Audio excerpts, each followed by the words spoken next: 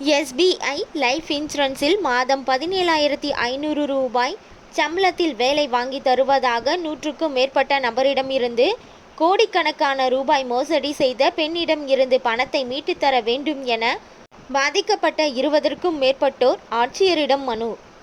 திருப்பத்தூர் மாவட்டம் வாணியம்படி அடுத்த பெருமாள்பேட்டை ஐயாவூர் பகுதியை சார்ந்த பவுன்குமார் மனைவி ஜெயந்தி. இவர் வாணியம்படி சிஎல் ரோடு சாலையில் உள்ள ஸ்டேட் வங்கியில் லைஃப் இன்சூரன்ஸ் யூனிட் மேனேஜராக பணியாற்றி வருகிறார்.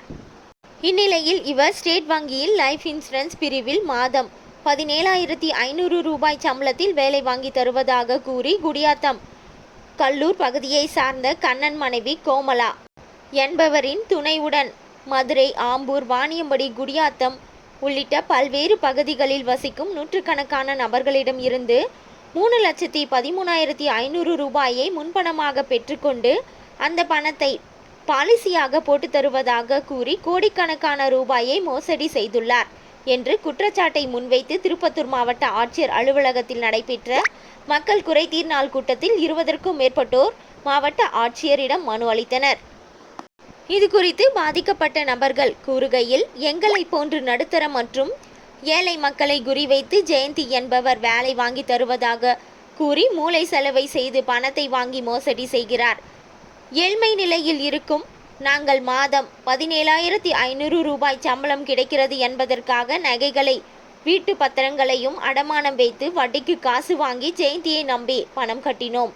பணத்தை பெற்றுக்கொண்ட அவர் ஓரிரு மாதங்கள் மட்டுமே சம்பளத்தை கொடுத்துவிட்டு பிறகு சம்பளத்தையும் கொடுக்காமல் நீங்கள் மேலும் பாலிசி பிடிக்க வேண்டும், மீண்டும் மீண்டும் பாலிசியை புதுப்பிக்க பணம் கட்ட வேண்டும் என்று கூறி எங்களை அலைக்கழிக்கிறார்.